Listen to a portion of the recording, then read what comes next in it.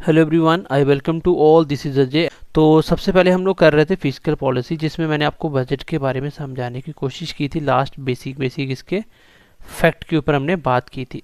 आज हम कॉन्सेप्ट को स्टार्ट कर रहे हैं। तो फैक्ट मैंने बजट के रिलेटेड बता दिया था। बेसिकली जितनी भी आपकी बजटिंग पॉलिसी होती है, जितनी भी आपकी बजटिंग पॉलिसी होती है, उसी को बोला जाता है फिजिकल पॉलिसी। आज आपको समझना है कि फिजिकल पॉलिसी क्या होती है और क्यों बनाई जाती है। ये देखो, आप कॉपी पे साथ साथ आपको नोट डाउन करना है। एक बार जो चैप्टर आप मेरे से पढ़ लोगे ना, वो आपको कहीं भी नहीं पढ़ना पड़ेगा। इस चीज़ की मैं गारंटी लेता हूँ। क्वेश्चन तक मैं करवाऊंगा, हर एक चीज़ आपको डिटेल में समझा दूंगा। उसके बाद आपको कभी भी इन चैप्टर में प्रॉब्लम नहीं आने वाली। एक बार पढ़ने के बाद आप कोई भी यूट्यूब पे कोई भी चैनल देख लो, इससे बेस्ट आपको नहीं मिलने वाला। ठीक है, चलो।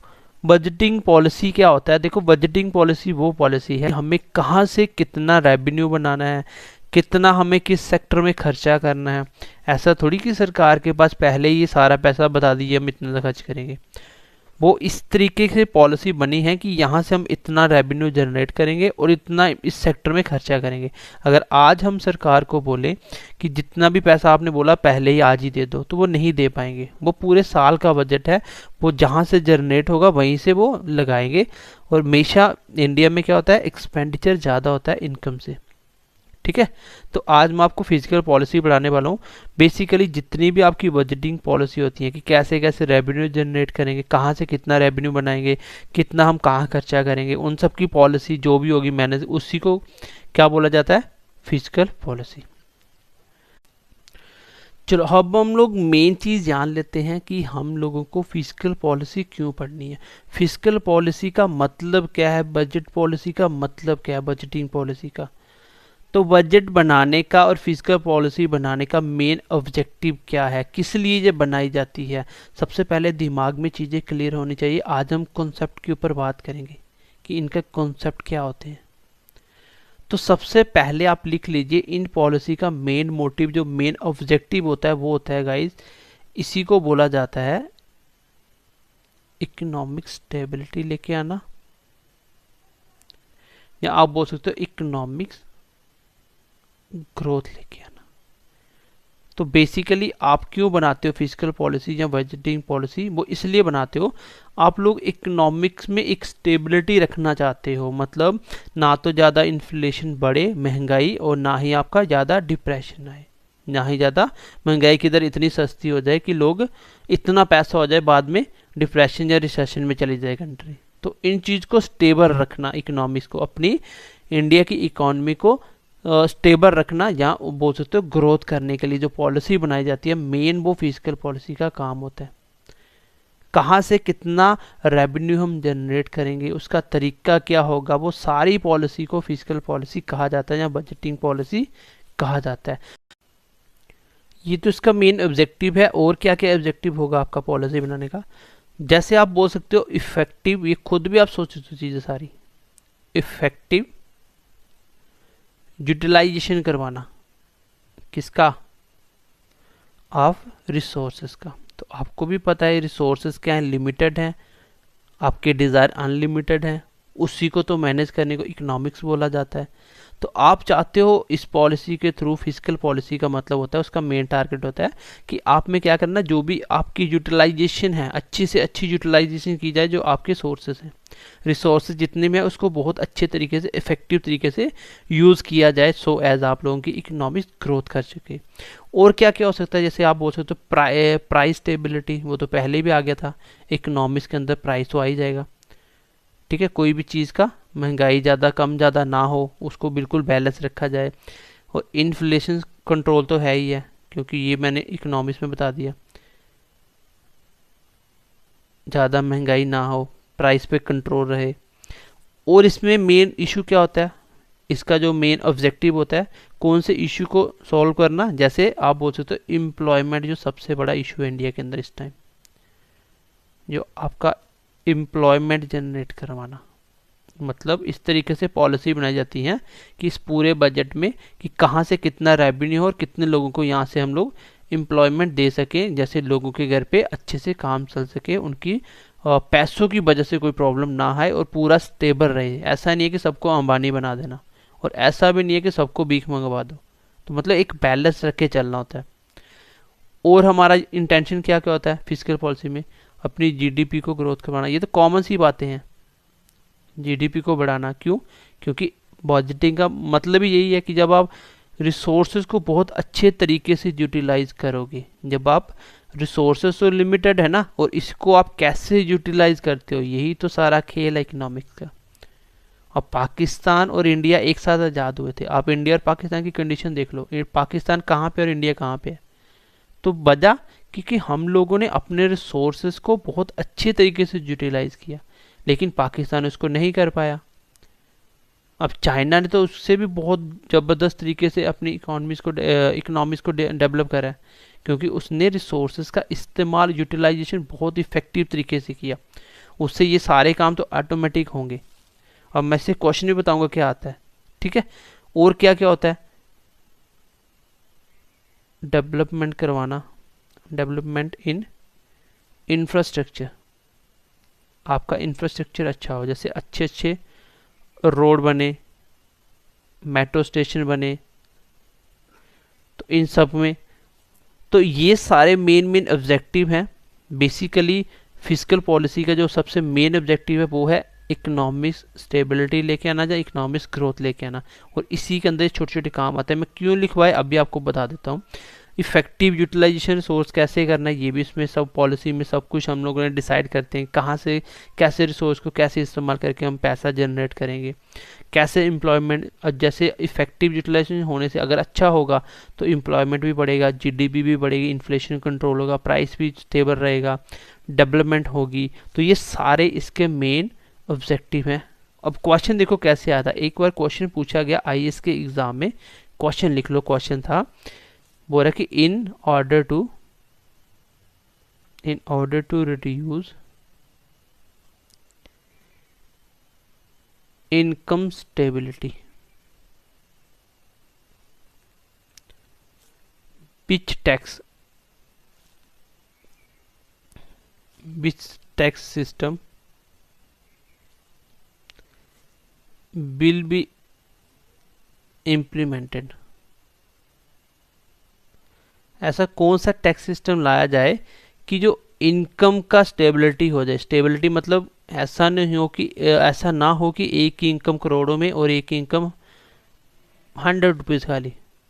तो इसको स्टेबल करना, इक्वल बनाने के लिए तो गवर्नमेंट एक टैक्स इम्पोज करती है। उस टैक्स का नाम क्या होता है? उस टैक्स का नाम होता है प्रोग्रेसिव टैक्स। ये सारा टैक्स सिस्टम का पार्ट है।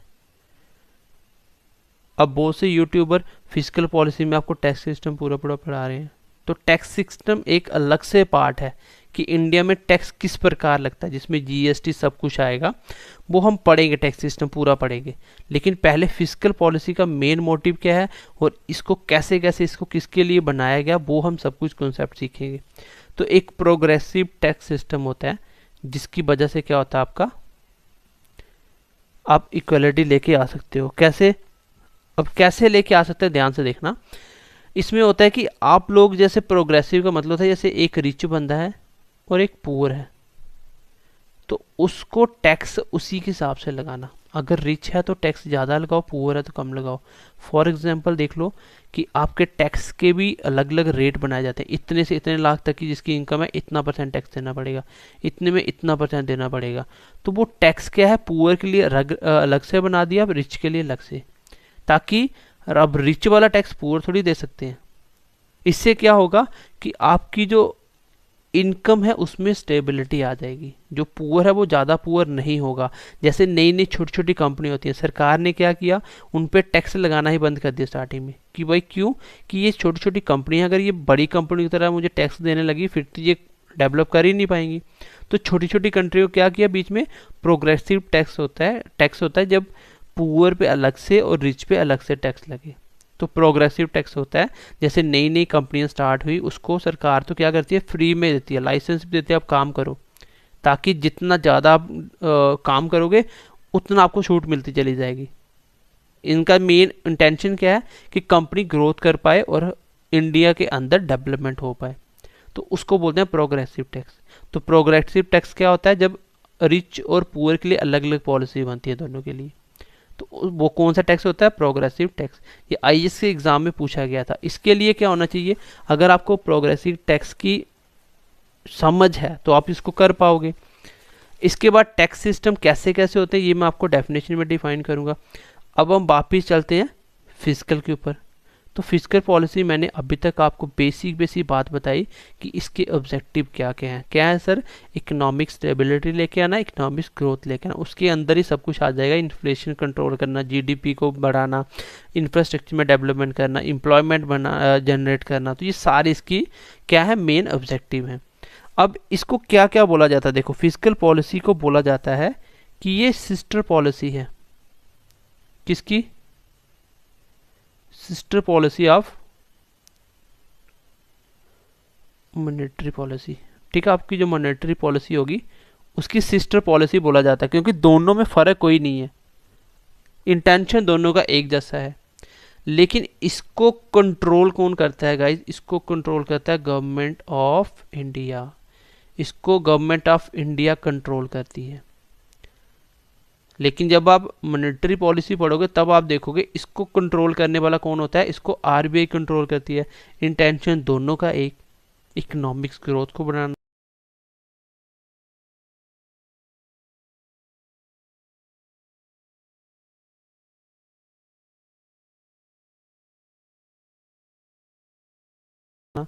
ग्रोथ करना और इकोनॉमिक स्टेबिलिटी बना के रखना।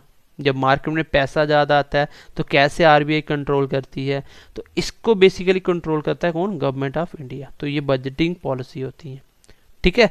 और इसको क्या बोला जाता है, इसको ये भी बोला जाता है, इसके अंदर आपको सब कुछ हिसाब बताया जाएगा कि कितना पैसा आएगा एंड कितना एक्सपेंडिचर होगा। पैसा आना और खर्चे करने वाली पॉलिसी को भी यही बोला जाता है। इसको बोल सकते हो also called receipts and expenditure policy. इसको एक और बोला जाता है, पैसा आने का मतलब क्या है, पैसा आने का मतलब टैक्स से है। क्या है मतलब, टैक्स से, टैक्स एंड एक्सपेंडिचर पॉलिसी भी बोला जाता है। क्योंकि देखो पैसा कहाँ से आएगा, पैसा कहाँ से रिसीव करोगे आप, तो पैसा आने का मेन रीज़न ही तो यही है कि आप टैक्स इम्पोज करोगे। अब गवर्नमेंट की इनकम कहाँ से आती है, तो इसमें मेन क्या होगा, पॉलिसी कैसे बनाई गई होगी कि सर कहाँ से पैसा आएगा, उसको हम बोलेंगे टैक्स सिस्टम, और कितना खर्चा कहाँ होगा। जैसे अभी देखो बजट अनाउंस हुआ तो सब कुछ बता दिया ना कि एजुकेशन पे कितना खर्च करेंगे, हेल्थ पे कितना खर्च करेंगे, रोड्स एंड कंस्ट्रक्शन पे कितना करेंगे, एग्रीकल्चर पे कितना करेंगे, तो हर एक का एक्सपेंडिचर बता दिया। और उसमें उसने ये भी डिटेल में बताया कि हम कितना कितना रिसिप्ट कहाँ से करेंगे, आपके पेट्रोल पे कितना % प्राइस बढ़ाएंगे, कहाँ पे कितना टैक्स लगाएंगे, जीएसटी कितना लगाएंगे, तो वो सब कुछ पॉलिसी में बना दिया, बताया आपको पूरा बजट अनाउंस करते टाइम। तो मेन हम क्या क्या बोलते हैं, एक बार यहाँ से ध्यान से देखना। पहली बात हमने पढ़ा फिजिकल पॉलिसी का ऑब्जेक्टिव क्या होता है सर। दूसरी बात हमने पढ़ी कि इसको क्या बोला जाता है, इसको सिस्टर पॉलिसी भी बोला जाता है। क्वेश्चन एग्जाम में पूछा गया है कि मॉनेटरी पॉलिसी की सिस्टर पॉलिसी किसको बोला गया। सिस्टर मतलब दोनों के काम ही एक जैसे हैं। अब इसको कंट्रोल कौन करता है सर, इसको कंट्रोल करने वाला होता है आरबीआई। कौन करता है, ओ सॉरी, गवर्नमेंट ऑफ इंडिया। और इसको कौन करता है, इसको करती है सर आरबीआई। ये हम आगे पढ़ेंगे अगले जब चैप्टर आएगा। इसी पॉलिसी को और बोला जाता है बजटिंग पॉलिसी। क्या बोला जाता है, बजटिंग पॉलिसी। इसी पॉलिसी का नाम दिया गया रिसिप्ट एंड एक्सपेंडिचर पॉलिसी या रिसीट एंड एक्सपेंडिचर पॉलिसी। और इसी को क्या बोला जाता है, टैक्स एंड एक्सपेंडिचर पॉलिसी। तो ये इसके तो बेसिकली पहले नाम ही नाम है। मैंने इसको आपको मेन ऑब्जेक्टिव भी बता दिया। अब ये कितने प्रकार की होती है हम इसको पढ़ेंगे, धीरे धीरे हम लोग इसका कॉन्सेप्ट स्टार्ट कर रहे हैं। तो ये मैंने आपके दिमाग में इतनी बात डाल दी कि फिजिकल पॉलिसी बेसिकली होती क्या है। तो आई होप कि ये बात तो समझ आई होगी कि फिजिकल पॉलिसी क्यों बनाई जाती है, इसका मेन ऑब्जेक्टिव क्या है। अब फिजिकल पॉलिसी सबसे पहले इंडिया में कौन लेके आया, सबसे पहले इसको इंडिया में कौन लेके आया, तो इंडिया में इसको लेके आया sir JM keener, keener, KEYNER। तो JM कीनर इसको लेके आया आपकी इंडिया के अंदर।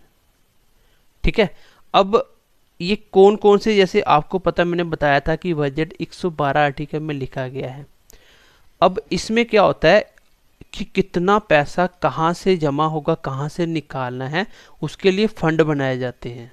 ठीक है, ठीक है गाइस। अब इसके हम लोग पहले टाइप पढ़ेंगे, लेकिन टाइप में आपको मैं एक्सपेंडिचर और इनकम में बारे के उसके दोनों का रिलेशन तो बता दूंगा, लेकिन उससे पहले आपको समझना पड़ेगा कि इसके टूल्स क्या होते हैं, टूल्स ऑफ फिजिकल पॉलिसी। और यहाँ से बार बार क्वेश्चन एग्जाम में पूछा जाता है, जो मोस्ट ऑफ द बच्चे नहीं कर पाते हैं। अब आपने फिजिकल पॉलिसी पढ़ तो लिया, लेकिन क्वेश्चन नहीं कर पाओगे तो कोई मतलब नहीं है आपका इसका स्टडी करने का। अब देखो, इसको हम लोग सीखने की कोशिश करेंगे, और आज के बाद कभी नहीं भूलोगे कि कौन सा रेवेन्यू है, कौन सा कैपिटल इनकम है, कौन सा कैपिटल एक्सपेंडिचर है। ये सारा कुछ आज मैं आपको क्वेश्चन भी बताऊंगा अलग अलग एग्जाम में आए हुए। तो टूल्स क्या क्या होंगे, कहाँ कहाँ से हम फिजिकल पॉलिसी के किस तरीके से मैनेज करते हैं। तो सबसे पहले एक तो हम मैनेज करते हैं जिसको बोला जाता है पब्लिक रिसीट्स, और एक होता है सर पब्लिक, बस ध्यान से सुनते जाना आप, एक्सपेंडिचर। फिजिकल पॉलिसी के जो मेन टूल्स होते हैं, क्या क्या इसके मेन उद्देश्य होते हैं, वो मैंने आपको बता दिया कैसे करना। अब देखो, उसमें दो ही चीजें कोई बात होगी। एक मैंने बोला था अपनी इनकम जनरेट करना, तो एक होता है पब्लिक, पब्लिक मतलब गवर्नमेंट की इनकम कहाँ से होगी, और पब्लिक एक्सपेंडिचर कहाँ कहाँ करेंगे, ये भी आपको गवर्नमेंट ने अनाउंस कर दिया, कितना खर्चा कहाँ होगा और कितनी कमाई कहाँ से करेंगे, ये भी आपको बता दिया। यही दो मेन टूल्स हैं। अब इसमें देखो कितनी सारी बातें आएंगी कि आपको समझ होनी चाहिए कि गवर्नमेंट कहाँ से कमाई करती है, क्या उनका सोर्सेज क्या होते हैं, किस तरीके से वो आपसे पैसा जनरेट करवाती है, और किस तरीके से उसी पैसे को आगे वो एक्सपेंडिचर करती है। लेकिन क्वेश्चन ऐसे नहीं पूछा जाता। क्वेश्चन आपको एग्जांपल देके पूछा जाएगा, मुझे बताओ ये कौन सी सरकार की इनकम है कि खर्चे हैं, और उसमें भी कैपिटल है कि रेवेन्यू है। ये अब आपको समझना होगा आज के बाद। अगर आपकी इकोनॉमिक्स बिल्कुल वीक है तो आपको मेरे पूरे लेक्चर देखने हैं। मैं गारंटी देता हूँ कि आपका एक भी क्वेश्चन नहीं रहेगा। जब मैं आपको क्वेश्चन भी साथ साथ करवाऊंगा, आपको समझ आएगा कि आप चीज़ों को समझ के कर पा रहे हो, आप चीज़ों को समझ के कर पा रहे हो। ऐसा नहीं है कि आपने ये क्वेश्चन रट्टा मार लिया और हो गया, ऐसा कुछ नहीं होगा। हर चीज़ को आप समझ के करोगे। तो अगर आपकी इकोनॉमिक्स वीक है, आपका कॉन्फिडेंस नहीं आ रहा, तो आपको ये मेरे लेक्चर देखने हैं और अपने दोस्तों के साथ भी शेयर करने हैं। अब हम बात करेंगे फिजिकल पॉलिसी के टूल्स की। इसके जो मेन टूल्स हैं वो क्या क्या हैं। मेन इसमें हम दो ही काम करते हैं। एक क्या करते हैं सर, एक हम पब्लिक रिसीट्स कितनी है और पब्लिक एक्सपेंडिचर कितना है। ठीक है, कितनी आपने इनकम बनाई और कितना एक्सपेंडिचर है। अब हम इस क्लास में समझने की कोशिश करेंगे कि किस किस तरीके से इनकम बनती है और कैसी कैसी इनकम होती है, और किस किस तरीके से एक्सपेंडिचर होता है, कैसा कैसा एक्सपेंडिचर होता है, और उसके एग्जाम्पल कैसे एग्जाम में पूछे जाते हैं। चलो, जो पब्लिक रिसीट्स होगा, कैसे कैसे पब्लिक गवर्नमेंट आपका इनकम जनरेट करती है, ये दो प्रकार का होता है। एक होता है सर आपका रेवेन्यू, बस आज ध्यान से देखते हैं ना, इसके बाद तो आप कभी इसमें गलती नहीं करोगे। आपका इस कोई भी क्वेश्चन होगा खुद निकाल सकते हो कि कौन सी इनकम कैसी है। और एक होता है कैपिटल इनकम। रिसीट का मतलब क्या होता है, इनकम ही होता है। ठीक है, इनकम कैसे जनरेट करती है। तो एक होगा आपका कैपिटल इनकम और एक होगा आपका रेवेन्यू इनकम। एक बात तो ध्यान से देख लेना कि ये दोनों आपस में अपोजिट नहीं होते, ये दोनों ही इनकम है। और मैंने ये नहीं बोला कि रेवेन्यू आपका कैपिटल का उल्टा होगा, ऐसा कुछ नहीं है। रेवेन्यू का जो उल्टा होगा वो एक्सपेंडिचर होगा। ठीक है, अब इसको किस प्रकार से हम समझने की कोशिश करेंगे, कैसे हम क्वेश्चन को निकालेंगे। क्वेश्चन कैसे आता है ये अब भी आपको पता चल जाएगा। रेवेन्यू इनकम ऐसी वो इनकम, सारी की सारी इनकम रेवेन्यू इनकम होगी जिसमें आपका क्या होगा, गवर्नमेंट में कोई भी लायबिलिटी नहीं आएगी, कोई भी एसेट चेंज नहीं होगा। नहीं समझ आई होगी। अब देखो, पहले मैं कैपिटल समझाने की कोशिश करता हूँ। देखो कैपिटल इनकम कौन सी इनकम होती है सर? कैपिटल इनकम वो होती है जो भी गवर्नमेंट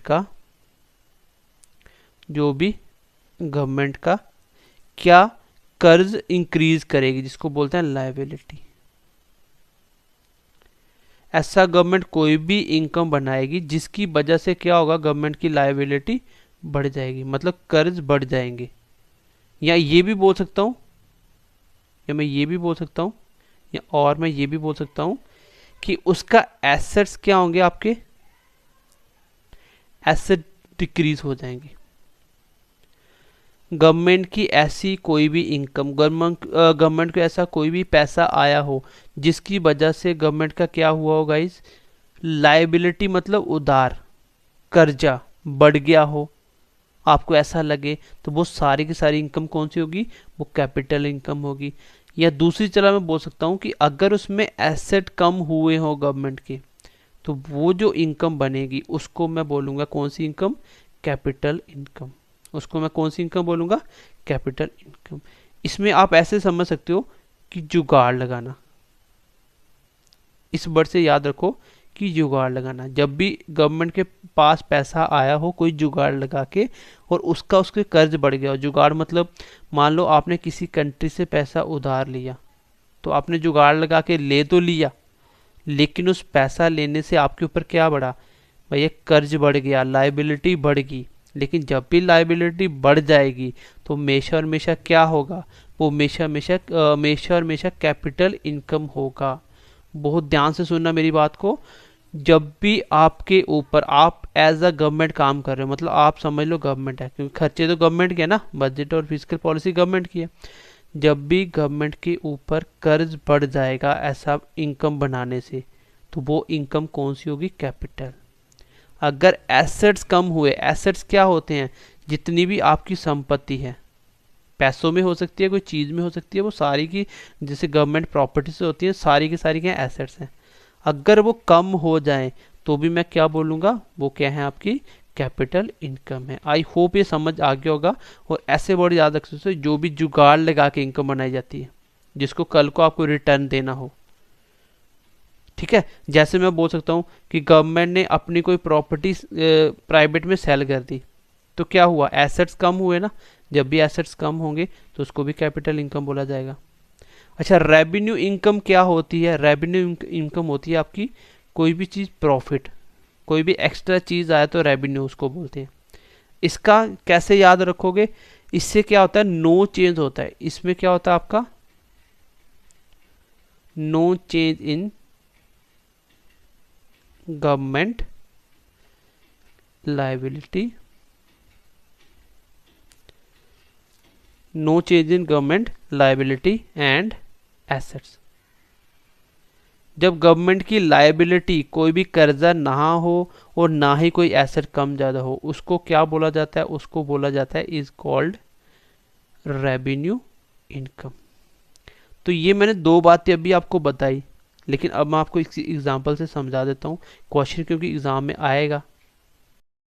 जैसे मैं इसकी एक एग्जांपल छोटी सी बताता हूँ फिलहाल, अभी हम एग्जांपल लेंगे क्वेश्चन जो एग्जाम में आए हुए हैं। जैसे इसकी मैं एग्जांपल लेता हूँ, गवर्नमेंट किस तरीके से रेवेन्यू जनरेट करती है, तो वो टैक्स से या नॉन टैक्स चीज़ों से भी वो रेवेन्यू जनरेट करती है। जहाँ तो वो टैक्स लगाती है या नॉन टैक्स तरीके से, दो तरीके से रेवेन्यू जनरेट करती है। टैक्स भी कैसे कैसे लगा सकती है, एक वो आपकी लगा सकती है डायरेक्ट टैक्स, और एक आपका वो लगा सकते हैं इनडायरेक्ट टैक्स। अब मैं इसको एग्जाम्पल से समझाऊंगा, फिर आपको समझ आएगा बहुत अच्छे से। अभी तक मैंने बोला कि हम लोग पढ़ रहे हैं टूल्स ऑफ फिस्कल पॉलिसी, मतलब फिस्कल पॉलिसी के मेन दो टूल्स क्या क्या होते हैं। तो दो हैं, वो क्या है, जहाँ तो वो गवर्नमेंट, पब्लिक का मतलब गवर्नमेंट रिसीट्स या पब्लिक एक्सपेंडिचर, गवर्नमेंट का कहाँ से इनकम जनरेट करना है, कहाँ से उसको इनकम रिसीव हो रही है और कहाँ पे वो खर्चा कर रही है। ये दो मेन टूल्स हैं जो उसके काम होंगे। मैंने बोला अभी हम पढ़ रहे हैं क्या, पब्लिक रिसीट्स के बारे में, जिसमें हम लोग दो तरीके की इनकम जनरेट करते हैं। एक होती है आपकी रेवेन्यू इनकम, एक होती है आपकी कैपिटल इनकम। रेवेन्यू इनकम वो इनकम होती है जिसमें आपको प्रॉफिट की बात होगी। अगर नहीं समझ आ रहा है ऐसे समझो, जब इसमें लायबिलिटी पे कोई चेंज ना आए और एसेट पे नो चेंज आए। मतलब आप ऐसे सोचना, कोई भी चीज़ आपको एग्जाम्पल में पूछा जाए तो आप पहले सोचना क्या इससे सरकार के ऊपर कर्ज आया, नहीं आया, क्या इससे सरकार के कोई एसेट कम हो, नहीं आया। जैसे मैं बोलता हूँ टैक्स, जैसे आपने पेट्रोल पे जीएसटी टैक्स ले लिया, जीएसटी कैसा टैक्स है, ये इनडायरेक्ट टैक्स है। क्यों, अभी आपको समझा दूंगा। तो जीएसटी लगाया, क्या गवर्नमेंट ने घर से कुछ दिया, नहीं दिया। टैक्स उल्टा गवर्नमेंट के पास गया तो इनकम उसकी जनरेट होगी। क्या गवर्नमेंट के कोई एसेट कम हुए इससे, भाई प्राइवेट कंपनी बेच रही है, प्राइवेट कंपनी उधर उधर लेके जा रही है स्टेट में कहीं कहीं, तो उसी के ऊपर टैक्स लग रहा है, लेकिन गवर्नमेंट उसका सिर्फ टैक्स ले रही है खाली फ्री का। तो इससे गवर्नमेंट को कोई ना तो लाइबिलिटी बढ़ रही है, ना ही गवर्नमेंट की कोई एसेट कम हो रही है। इसका मतलब ये कौन सी इनकम है, ये रेवेन्यू है। मतलब जितने भी टैक्स होंगे, जितने भी टैक्स होंगे वो सारे के सारे क्या होंगे गवर्नमेंट के, वो रेवेन्यू इनकम होंगे। क्योंकि गवर्नमेंट की सबसे बड़ी जो इनकम का सोर्स है वो टैक्स ही होता है। और कैपिटल सर वो सारे इनकम होंगे जहाँ पे भी आपको लगेगा कि गवर्नमेंट के ऊपर कर्जा बढ़ गया, जहाँ पे भी आपको लगेगा कि गवर्नमेंट की संपत्ति कम होगी। जैसे इंडिया, आपको पूछा जाए कि इंडियन रेलवे प्राइवेट हो गई, तो ये कौन सी इंडिया की कौन सी इनकम है सरकार की, भाई जब उसने प्राइवेट करके बेच दिया, पैसा तो उसके पास आया। मैंने बोला क्या सरकार की लायबिलिटी बढ़ी, बिल्कुल नहीं बढ़ी, कोई कर्जा तो नहीं बढ़ा ना, पैसा उल्टा आया। लेकिन गवर्नमेंट के एसेट्स कम हुए हैं, लेकिन गवर्नमेंट के एसेट कम हुए हैं। जो भी रेलवे संपत्ति है वो सारी की सारी चली गई। जब एसेट कम हुए तो मैं बोलूँगा वो जो पैसा आके जो इनकम बनी है ना, वो क्या है, वो कैपिटल इनकम है। तो आपको दिमाग में सोचना है कि लायबिलिटी बढ़े या एसेट कम हो, बस दो वर्ड याद रखे और आपको ये दोनों की दोनों कवर होगी। रेवेन्यू इनकम वो सारी इनकम होगी जिसमें भी टैक्स की बात होगी, जिसमें भी आपकी टैक्स की बात होगी, वो सारी की सारी कौन सी इनकम होगी, वो सारी की सारी रेवेन्यू इनकम होगी। अब मैं इसकी एग्जांपल लेता हूँ छोटी छोटी, फिर हम बढ़ेंगे किस पे, पब्लिक एक्सपेंडिचर के ऊपर। तो आई होप यहाँ तक आप थोड़ा सा क्लियर हो पाए होंगे कि हम लोग क्या पढ़ना चाहते हैं और क्या हम सीखना चाह रहे हैं। तो इसमें मैं आपको कॉन्सेप्ट सिखा रहा हूँ, ये कॉन्सेप्ट होते हैं कि कैसे आप सोच सकते हो कि कौन सा इनकम कैसा है। जैसे मैं एग्जाम्पल लेता हूँ छोटा सा, चलो इसको भी समझ लेते हैं, फिर मैं एग्जांपल लेता हूँ पूरी, ठीक है। फिर मैं आपको एग्जांपल दे दे के समझा देता हूँ कि क्वेश्चन कैसे पूछे जाते हैं। अच्छा, पब्लिक एक्सपेंडिचर भी दो प्रकार का होगा। जिस प्रकार आपका क्या था, रेवेन्यू था, इसी प्रकार आपका रेवेन्यू एक्सपेंडिचर होगा। और दूसरा आपका कौन सा होगा, दूसरा आपका कैपिटल रेवेन्यू होगा, एक्सपेंडिचर होगा। उसमें रेवेन्यू इनकम थी, कैपिटल इनकम थी, इसमें revenue expenditure capital income. Expenditure का अपोजिट होता है, इनकम एक्सपेंडिचर का अपोजिट होता है, ना कि रेवेन्यू इनकम और कैपिटल इनकम। इनकम इनकम आपस में कभी अपोजिट नहीं होंगे। अब दोनों को सर कैसे याद करेंगे, कैसे पता चलेगा कि कोई भी चीज़ रेवेन्यू एक्सपेंडिचर है कि कैपिटल एक्सपेंडिचर है। इसके लिए मैं आपको एक छोटी सी ट्रिक बता रहा हूँ। देखो एक ट्रिक बता रहा हूँ, यहाँ से इस ट्रिक को याद रखना। एक छोटी सी ट्रिक बता रहा हूँ आपको। ये वो सारे एक्सपेंडिचर होंगे जिसमें गवर्नमेंट का पैसा गया, ठीक है। अगर पैसा गया तो गया, अगर एक बार पैसा चला गया तो चला गया, आने की कोई भी उम्मीद नहीं है, रिटर्न में कुछ भी नहीं मिलता। और ये वो पैसा होता है जिसमें आप बोल सकते हो ओ फॉर रिटर्निंग। अब छोटे छोटे पॉइंट ये याद रखना, बस इसी के बेस पे आपके सारे क्वेश्चन निकल जाएंगे। क्योंकि क्वेश्चन एग्जाम में जब आता है ना कि ये गवर्नमेंट ने किसी को सब्सिडी दिया, तो वो कौन सा इनकम है, कौन सा एक्सपेंडिचर है, तो अब बच्चों को कंफ्यूज होना स्टार्ट हो जाएगा कि वो एक्सपेंडिचर भी है लेकिन कौन सा एक्सपेंडिचर है, रेवेन्यू की वो कैपिटल है। पहली बात, अगर मैं बोलता हूँ पैसा गया तो गया, आने की कोई उम्मीद नहीं है, ठीक है, इसमें कोई होप नहीं है, नो होप फॉर रिकवरी। अगर ऐसा हुआ, ऐसा खर्चा हुआ, तो उसको बोला जाएगा ये रेवेन्यू एक्सपेंडिचर है। लेकिन अगर पैसा आने की उम्मीद हुई, आपने खर्चा तो करा लेकिन उससे पैसा आने की उम्मीद है, तो वो कौन सा होगा, वो कैपिटल एक्सपेंडिचर होगा। अब मैं धीरे धीरे एग्जांपल लेना स्टार्ट कर रहा हूँ, वो आप सारी की सारी नोट डाउन करोगे, बहुत ही इंपॉर्टेंट है। एक बार बता देता हूँ, पब्लिक रिसीट्स कौन कौन से होते हैं, पब्लिक इनकम वो सारी इनकम होगी जो हम दो तरीके से कमाएंगे, एक होगा सर रेवेन्यू इनकम, एक होगा कैपिटल। क्वेश्चन पूछा जाएगा रेवेन्यू कैपिटल में कौन कौन सा इनकम क्या है। इसको समझने के लिए आपको एक छोटी छोटी बातें याद करनी पड़ेगी।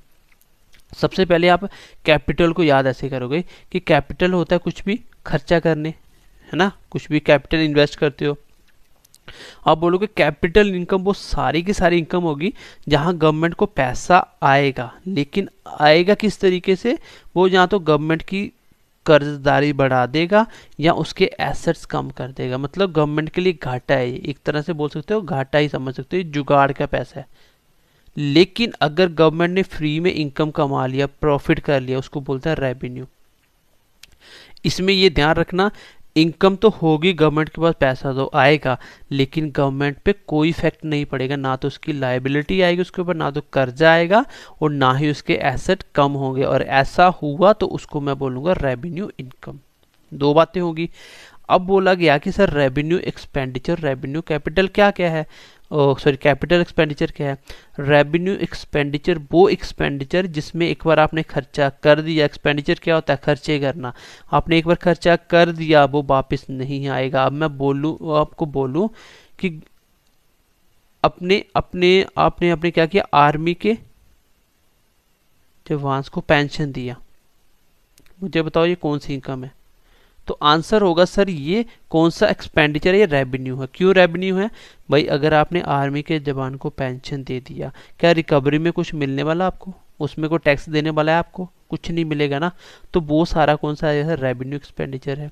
किसी को सब्सिडी दे रहे हो, वो क्या है सारा, वो रेवेन्यू एक्सपेंडिचर है।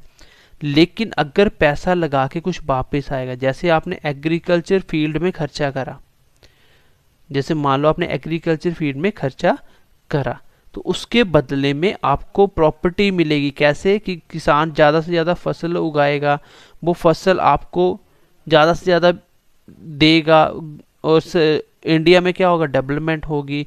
तो इस तरीके से आप बोल सकते हो एग्रीकल्चर में पैसा डाला जिसमें गवर्नमेंट को फ़ायदा होगा, तो रिकवरी में उसको इन आगे आने वाले फ्यूचर में क्या होगा, बेनिफिट होगा, इसके प्रॉफिट मिलना स्टार्ट हो जाएंगे।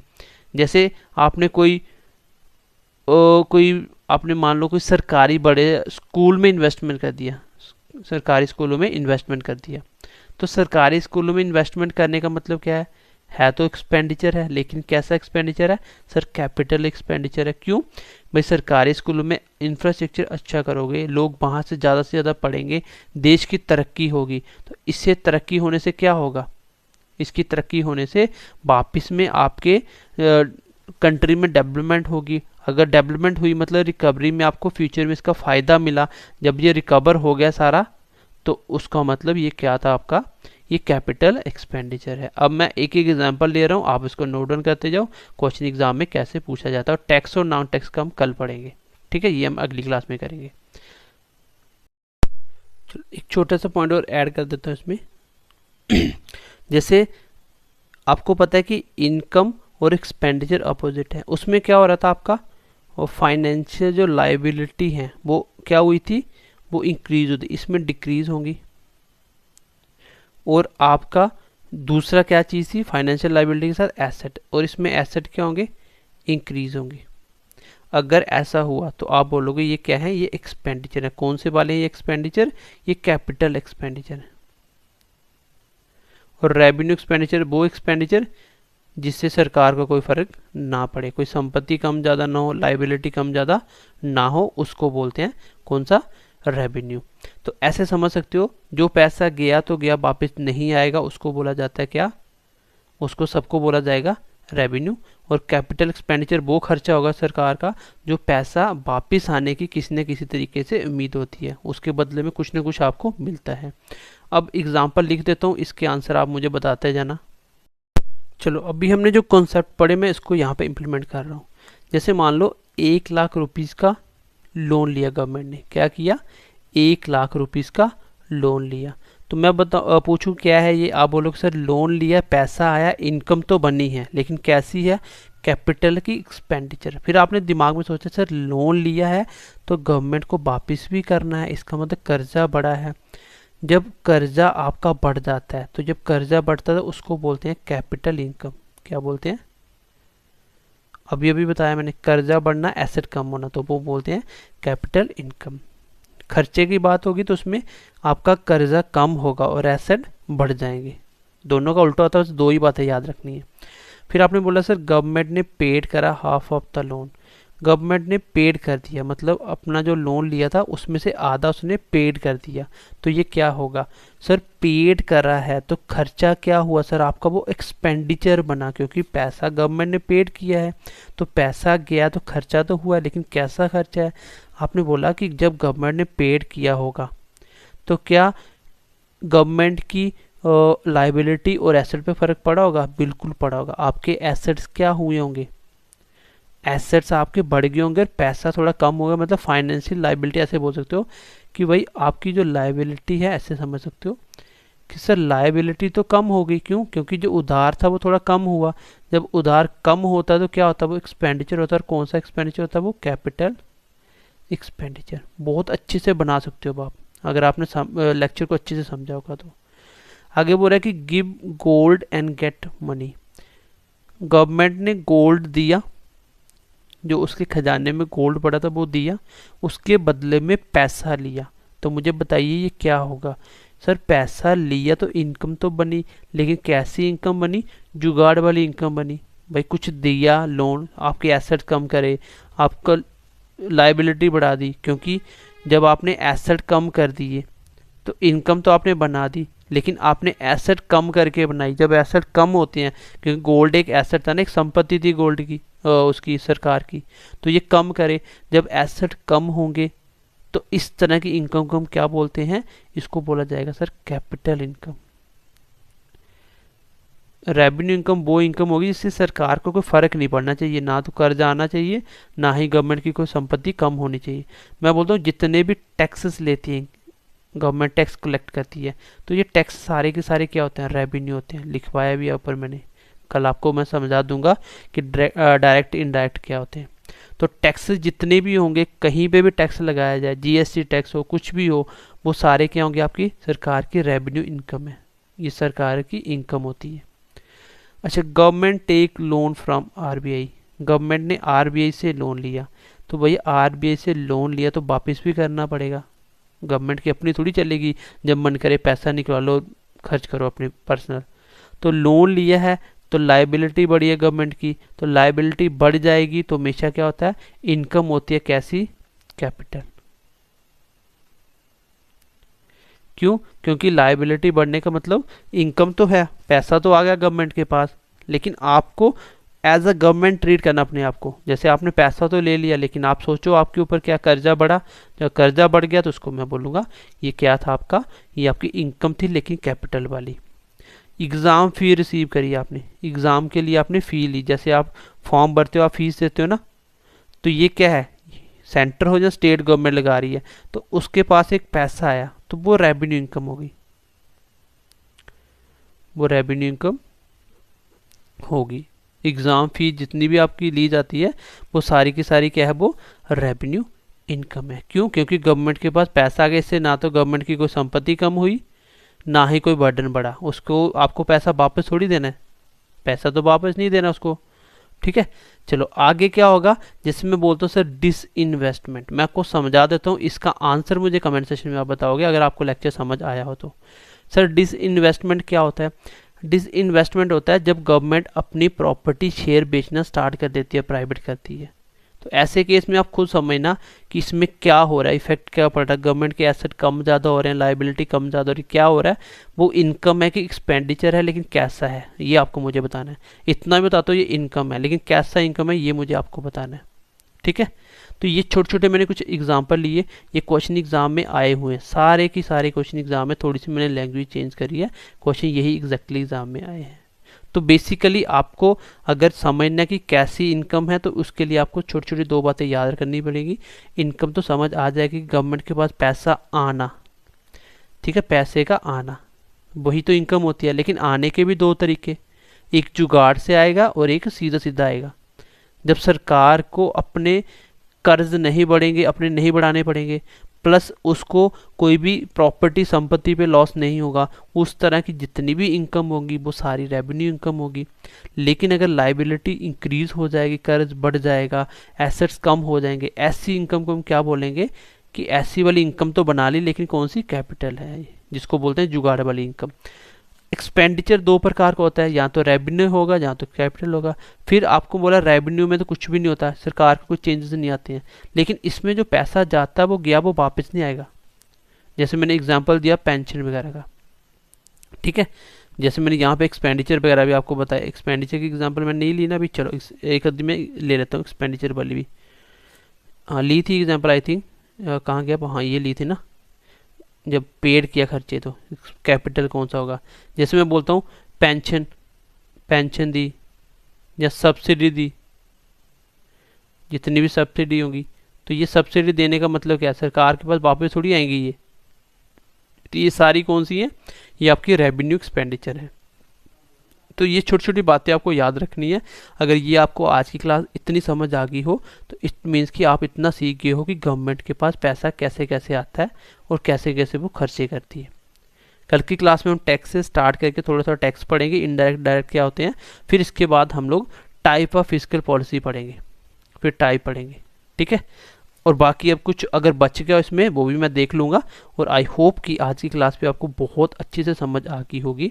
बेसिकली मैंने आपको इसका आज फिस्कल पॉलिसी का मेन कॉन्सेप्ट समझा दिया कि फिस्कल पॉलिसी क्यों लाई जाती है, इसका मेन ऑब्जेक्टिव होता क्या है। उसके बाद मैंने आपको बताया कि ये फिस्कल पॉलिसी, जैसे एक छोटा सा क्वेश्चन था, ये मैंने ऐसे ही डिस्कस कर दिया, टैक्स का क्वेश्चन था, फिस्कल पॉलिसी को क्या क्या बोला जाता है, क्यों बोला जाता है, ये भी मैंने आपको समझा दिया। अगली बात हमने ये समझने की कोशिश करी कि किस तरीके से इसके टूल्स होते हैं, कैसे कैसे फिस्कल पॉलिसी काम करती है। तो ये मैंने आपको बहुत डिटेल में एग्जांपल के साथ समझाने की कोशिश करी। और मेरा ये लास्ट क्वेश्चन है, उसको मुझे आंसर बताना कि डिसइन्वेस्टमेंट क्या होता है, डिसइन्वेस्टमेंट क्या होता है। ऐसे बोल दूंगा मैं, चलो मुझे बताओ आप, टैक्स ऑन कस्टम ड्यूटी, जो कस्टम ड्यूटी टैक्स लगता है, बाहर से सामान आता है वहाँ पे टैक्स लगता है, तो वो कौन सा होता है, वो सरकार की क्या है, इनकम एक्सपेंडिचर क्या है। ये दोनों आंसर मुझे कमेंट सेक्शन में बताना कि सर क्वेश्चन नंबर 1 और क्वेश्चन नंबर 2 के आंसर क्या होंगे। तो आई होप आपको क्लास बहुत अच्छी से समझ आ गई होगी और आज के बाद आप लोग इन चीज़ में कभी गलती नहीं करोगे, कौन सा एक्सपेंडिचर है, कौन सी इनकम और कौन सा रेवेन्यू, कौन सा कैपिटल है। और कैपिटल रेवेन्यू में भी आज आपको समझ आ चुकी होगी। तो चलिए मिलते हैं अगली क्लास में। ध्यान रखिए अपना, बाय बाय, टेक केयर। और अपने दोस्तों के साथ ज़्यादा से ज़्यादा शेयर करिए। Bye bye, take care.